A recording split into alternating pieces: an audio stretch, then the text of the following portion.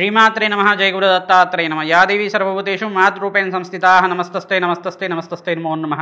మహాగణాధిపతే నమః. ఐం సరస్వతే నమః. శివాయ గురువే నమః. జయ గురు దత్తాత్రేయ నమః. యూట్యూబ్ ప్రేక్షకులకు అందరూ కూడా నమస్కారం అండి. ప్రధానంగా ఈ యొక్క షష్టగ్రహ కూటమి పంచగ్రహ కూటమి యొక్క ప్రభావం అంతా కూడా వివిధ రాశుల వాళ్ళకి మేషాది ద్వాదశ రాశి వాళ్ళకి ఎటువంటి ఫలితాలు వస్తున్నాయో తెలుసుకుందాం. ప్రధానంగా చూసుకుంటే ఈ యొక్క షష్టగ్రహ కూటమి ఈ రోజున ఉగాది సందర్భంగా అంతా కూడా విశ్వవత నామ సంవత్సరంలో ఉగాది సందర్భంగా చైత్రమాసంలో అంతా కూడా ఈ 30వ తారీఖున ఈ యొక్క చంద్రుడి యొక్క మార్పు మేషరాశిలో మారడం వల్ల షష్టగ్రహ కూటమి నుంచి చంద్రుడంతా కూడా బయటకు వచ్చేసినాడు. ప్రధానంగా చూసుకుంటే గ్రహదోషాలంతా కూడా పోయి ఈ యొక్క అష్టైశ్వర ప్రాప్తి కలగడానికి వివిధ పరిహారాలంతా కూడా ఏ రకంగా ఆచరించాలి, ఈ యొక్క పంచగ్రహ కూటమి ఏమైనా దోషప్రదమైందా, మనకంతా కూడా ఏ రకంగా ఉంటుందని చెప్పేసి తెలుసుకుందాం.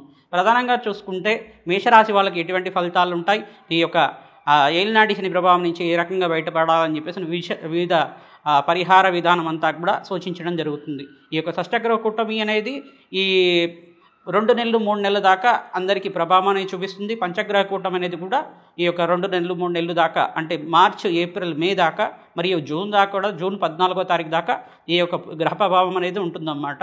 గ్రహ గోచార రీత్యా మీనరాశిలో అంతా కూడా ప్రధానంగా చూసుకుంటే గోచార చక్రవశాత్తు శని శుక్ర బుధ రాహు మరియు సూర్య భగవానుడు సంచారం అంతా కూడా పంచగ్రహ కూటంలో మీనరాశిలో సంచారం చేస్తున్నారు. వృషభ రాశిలో అంతా కూడా బృహస్పతి సంచారం, ఈ యొక్క మిథున రాశిలో అంతా కూడా అంగారకుడు సంచారం అంతా కూడా జరుగుతుంది. మే 15వ తారీఖు దాకా బృహస్పతి అంతా కూడా ఈ యొక్క వృషభ రాశిలో సంచారం చేస్తారు. తర్వాత మే 15 ఆ సమయంలో మిథున రాశిలో సంచారం జరుగుతుంది. ఈ యొక్క అంగారకుడు అంతా కూడా ఈ యొక్క ఏప్రిల్ 3, 4 తారీఖులో స్థానచలనం అనేది ఉంటుంది, రాశి మారుతాడు. ఈ యొక్క అంగారకుడంతా కూడా కర్కాటక రాశిలో నీచ స్థానంలో సంచారం జరుగుతుంది. ఈ యొక్క రాహు కేతు అంతా కూడా మే నెల 18వ తారీఖున కుంభరాశిలో సంచారం చేయడం మరియు కేతు అంతా కూడా రాహు వచ్చి కుంభరాశిలో సంచారం చేస్తారు. మే 15వ తారీఖున కేతు అంతా కూడా మే 15వ తారీఖున 18వ తారీఖున ప్రధానంగా చూసుకుంటే ఈ యొక్క కేతు అంతా కూడా ఈ యొక్క సింహరాశిలో సంచారం చేయడం, అపసవ్య దిశలో అంతా కూడా వీళ్ళు సంచారం చేయడం అనేది ఉంటుందన్నమాట. ప్రధానంగా గ్రహ గోచార ప్రకారంగా గోచార చక్రవశాత్తు వివిధ రాశుల వాళ్ళకి మాసాది ఫలితాలు చైత్రమాస ఫలితాలతో పాటుగా పంచగ్రహ కూటమి దాని ఫలితాలంతా కూడా నీచస్థాన అంగారక దోషమంతా కూడా వివిధ రాశుల వాళ్ళకి ఎటువంటి ప్రభావం చూపుతుంది, దాని పరిహారం అంతా కూడా ఏ రకంగా చేసుకుంటే అష్టైశ్వర ప్రాప్తి కలుగుతుందో తెలుసుకుందాం. ప్రధానంగా చైత్రమాసంలో మేషరాశి వాళ్ళకి ఎటువంటి ఫలితాలు ఉంటాయో తెలుసుకుందాం. మీనరాశి వాళ్ళకి చైత్రమాసంలో ఏప్రిల్ మాసంలో అంతా కూడా పంచగ్రహ కూటమి సమయంలో ఏ రకంగా ఉందో తెలుసుకుందాం. ప్రధానంగా మీనరాశి వాళ్ళకి ఏలినాటి శని ప్రభావం అనేది ఉన్నది. ఏలినాటి శని ప్రభావం 2వ దశలో ఉంది కావున జన్మస్థ శని దోషం అనేది ప్రధానంగా చెప్పడం జరుగుతుంది.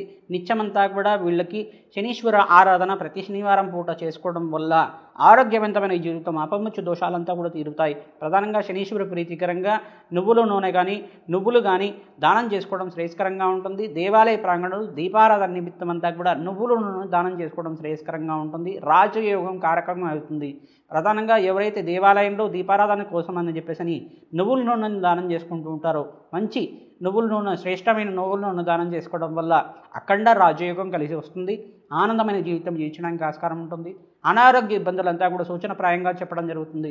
ప్రధానంగా అనారోగ్య ఇబ్బందులు అంటే ఈ యొక్క జాయింట్ పెయిన్స్ కానీ, ఈ యొక్క నడుము నొప్పి కానీ, శిరోభారంగా ఉండడం కానీ, కాళ్ళ నొప్పులు కానీ ఉండడం కానీ మీకంతా కూడా ఈ యొక్క నెలలో అంతా కూడా ఉంటుంది. బడలిక, ఆయాసము, శ్రమతో కూడిన సంపాదన, ఆరోగ్యం అంతా కూడా కొంచెం క్షీణించడం, మనశ్శాంతి లోపం అనేది చెప్పడం జరుగుతుంది. ఎవరైతే దత్తాత్రేయ ఆరాధన చేసుకుంటూ ఉంటారో సకల కష్టాల నుంచి బయటపడి ఆనందమైన జీవితం జీవించడానికి ఆస్కారం ఉంటుంది. బృహస్పతి మారిన తర్వాత వీళ్ళకి కొంచెం మంచిగా ఉంటుంది కావున బృహస్పతి వృషభ రాశిలో సంచారం చేయడం వల్ల కొంచెం దోషకారకంగా ఉంటాడు.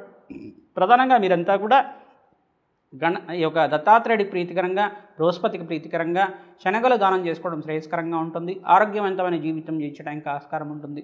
ప్రతినిత్యం కూడా నవగ్రహ దేవాలయంలో నవగ్రహ స్తోత్రాలు పఠనం చేసుకుంటూ ఈ యొక్క నవగ్రహాలకంతా కూడా 11 ప్రదక్షిణాలు కానీ 27 ప్రదక్షిణాలు కానీ చేసుకోవడం వల్ల శ్రేయదాయకంగా ఉంటుంది. నవగ్రహ శాంతి హోమాలు చేసుకోవాలి. చండీ హోమాలు కానీ దత్తాత్రేయ హోమం కానీ చేసుకోవడం వల్ల సర్వగ్రహ దోష నివారణ జరుగుతుంది. వివాహాది శుభకార్యాల నిమిత్తం ఎవరైతే ప్రయత్నం చేసుకుంటున్నారో నిత్యమంతా కూడా ఈ యొక్క చైత్రమాసంలో వచ్చే శ్రీరామనవమి రోజున సీతారామ కళ్యాణంలో పాల్గొనండి. తద్వారా రాజయోగం కలిసి వస్తుంది. నిత్యమంతా కూడా మీకు ఆనందమైన జీవితం కోసం మీరంతా కూడా సీతారాముల కళ్యాణం ఆచరించడం వల్ల మంచి ఫలితాలు ఉంటాయి. తద్వారా శీఘ్ర కళ్యాణ యోగం లభిస్తుంది. ఆనందమైన జీవితం జీవిస్తారు. స్థిర ఐశ్వర్యం కోసం ప్రయత్నం చేసుకునే వాళ్ళు దత్తాత్రేయ ఆరాధన చేసుకోండి. ఈ యొక్క లక్ష్మీ కుబేర యాగంలో కానీ లక్ష్మీ కుబేర శాంతి హోమాల్లో కానీ పాల్గొనడం వల్ల ఈ యొక్క దానిమ్మ గింజలంతా కూడా వితరణ చేయడం వల్ల లక్ష్మీ కుబేర యోగం లభిస్తూ ఉంటుంది. ఎవరైతే సుబ్రహ్మణ్య స్వామి వారికి నిత్యమంతా కూడా అభిషేకాలు చేసుకుంటారో అప్పుల బాధల నుంచి బయటపడుతుంటారు. శరవణ భవాయ నమః నామాన్ని జపం చేసుకోవడం తద్వారా ఆనందమైన జీవితం జీవించడానికి ఆస్కారం ఉంటుంది. ఈ యొక్క లక్ష్మీ కుబేర ప్రీతికరంగా కుబేర కవచాన్ని చదువుకోవడం వల్ల వినడం వల్ల కుబేర కవచాన్ని ఎవరైతే వింటూ ఉంటారో అష్టైశ్వర్య యోగం కలిసి వస్తుంది. మీకంతా కూడా రాజయోగం కలిసి వస్తుంది. శనగలంతా కూడా దానం చేసుకోవాలి. మీనరాశి వాళ్ళు ఈ యొక్క శనీశ్వరి ప్రీతికరంగా నల్లనోవులు దానం చేసుకోవాలి. కూష్మాండ దానాన్ని చేయాలి. ఈ యొక్క శుక్రుడికి ప్రీతికరంగా బొబ్బర్రు దానం చేసుకోవాలి. తద్వారా రాజయోగం కలిసి వస్తుంది. అగ్నికంతా కూడా నవధాన్యాలు సమర్పించడం వల్ల రాజయోగం కలిసి వస్తుంది. గోమాత సేవల భాగంగా పచ్చిక తెలకపిండి గోంగూర అంతా కూడా వితరణ చేయడం వల్ల గోమాతకి ఈ యొక్క గ్రాసం దాకా పెట్టడం వల్ల అఖండమైన రాజయోగం కలిసి వస్తుంది. విదేశాలలో మీకంతా కూడా స్థిరత్వం లభిస్తూ ఉంటుంది. ఆనందమైన జీవితం కోసం అని చెప్పేసి నిత్యమంతా కూడా దేవతారాధన చేసుకోండి. రాజయోగం కలిసి వస్తుంది. శ్రీరామ రామ రామేతి రమే రామే మనోరమే సహస్రనామ తత్తుల్యం రామనామ రామే. శ్రీరామ జయ రామ జయ జయ రామ రామాయ నమః. ధర్మస్వరూపాయన శ్రీరామచంద్రుడి యొక్క శ్రీరామనవమి రోజున ఎవరైతే వివాహాది శుభకార్యాల కోసం ప్రయత్నం చేసుకుంటున్నారో అన్ని రాశుల వాళ్ళు మేషాది ద్వాదశ రాశి వాళ్ళు ప్రధానంగా చూసుకుంటే ఈ యొక్క 6వ తారీఖున ఏప్రిల్ మాసంలో చైత్ర మాసంలో ఏప్రిల్ మాసంలో అంతా కూడా శ్రీరామనవమి రోజున సీతారాముల కళ్యాణం మీ దేవాలయ ప్రాంగణం దగ్గరైనా కానీ మీ అపార్ట్మెంట్ దగ్గరైనా కానీ మీ కమ్యూనిటీ దగ్గరైనా కానీ మీ ఇంట్లో కానీ ఆచరించడం వల్ల శీఘ్ర కళ్యాణ యోగం లభిస్తూ ఉంటుంది. అన్నదాన కార్యక్రమంలో అన్నదానం మీ చేతితో వడ్డించడం వల్ల కూడా రాజయోగం కలిసి వస్తుంది. వధూవరులంతా కూడా ఎవరైతే ప్రయత్నం చేస్తున్నారో శీఘ్ర కళ్యాణ యోగం కోసం అని చెప్పేసి మీరంతా కూడా సీతారాముల కళ్యాణం అంతా కూడా ఆచరించడం వల్ల మంచి కళ్యాణ యోగం లభిస్తూ ఉంటుంది. ఆనందమైన జీవితం లభిస్తూ ఉంటుంది. తద్వారా శ్రేయోదాయకంగా ఉంటుంది. అన్నదాన కార్యక్రమంలో భాగంగా వడపప్పు పానకం అంతా కూడా వితరణ చేయండి. వస్త్రదానం చేయండి. తద్వారా రాజయోగం కలిసి వస్తుంది. శ్రీరామ జయ రామ జయ జయ రామ రామాయ నమః నామాన్ని జపం చేసుకోవడం. శ్రీరామాయ శరణం మమ నామాన్ని జపం చేసుకోవడం. ధర్మస్వరూపుడైన శ్రీరామచంద్రుడి కృపా కటాక్షాలు లభిస్తుంటాయి. శ్రీరామ జయ రామ జయ జయ రామ రామాయ నామాన్ని నిత్యం ఎవరైతే జపం చేసుకుంటారో శ్రీరాముడి దయా కృపా కటాక్షలు మన మీద ఉంటాయి. ఆరోగ్యవంతమైన జీవితం, ఐశ్వర్య యోగము, లక్ష్మీ కటాక్షము, దారిద్ర నివారణ జరుగుతుంది. కష్టాల నుంచి బయటపడతారు. రుణబాధలు రుణతుక్కాలంతా కూడా పోయి విదేశంలో స్థిరత్వం కోసం ప్రయత్నం చేసుకునే వాళ్ళు విదేశంలో స్థిరత్వం లభిస్తూ ఉంటుంది. అఖండమైన లక్ష్మీ కటాక్షం లభిస్తూ ఉంటుంది. లక్ష్మీ కుబేర యోగం లభిస్తూ ఉంటుంది. ఈ యొక్క పురుష సూక్త విధానంగా శ్రీరాముడి యొక్క హోమాలు చేసుకోవడం వల్ల మూలమిత్ర విధానంగా ఆనందమైన జీవితం జీవిస్తారు. ఎవరైతే నవగ్రహ శాంతి హోమాలు చేసుకోవడం వల్ల సకల గ్రహ దోష నివారణ జరుగుతుంది. మేషాది ద్వాదశ రాశి వాళ్ళకి నవగ్రహ శాంతి హోమాలు చేసుకోవడం వల్ల జన్మాంతరమైన మహాపాపకాల అంతా కూడా తీరి జన్మదోషం జన్మ జాతకంలో ఉండే నవగ్రహ శాంతి కలుగుతుంది. సర్వగ్రహ దోష నివారణ జరుగుతుంది. తద్వారా మీకు ఆనందమైన జీవితం జీవించడానికి లాభసాటిగా ఉంటుంది. విదేశంలో ఎవరైతే ప్రయత్నం చేసుకునే వాళ్ళు కూష్మాండ దానాన్ని చేయండి.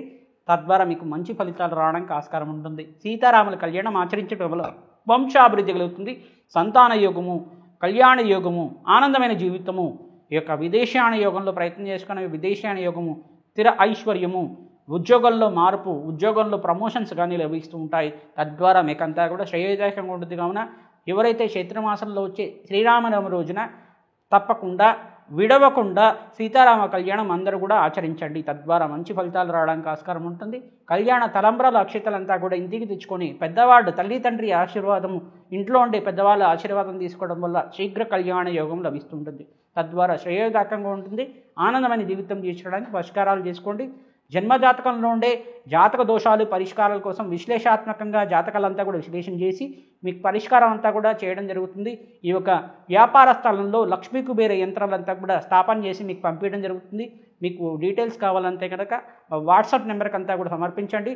మీరంతా కూడా కన్సల్టింగ్ అంతా కూడా తీసుకొని మీరంతా కూడా ఆనందమైన జీవితం జీవించడానికి ఆస్కారం ఉంటుంది. కానీ పరిష్కారం అంతా కూడా చేయడం జరుగుతుంది. ఈ యొక్క నవగ్రహ శాంతి హోమాలు, దత్తాత్రేయ హోమం, కాలభైరవ హోమ విధానంతో, ఈ యొక్క వారాహి హోమంతో, ఈ యొక్క ప్రత్యంగరాదేవి హోమంతో అంతా కూడా సర్వగ్రహ దోష నివారణ, శత్రుబాధ శత్రుబీడ, నరకోశ నరపీడ నరశాపం నుంచి బయటపడడానికి ఆస్కారం ఉంటుంది. కావున ఈ అవకాశం అంతా కూడా మీరు సద్వినియోగం చేసుకుంటారని చెప్పేసి భావిస్తూ జయ గురు దత్తాత్రేయ నమః శ్రీమాత్రే నమః.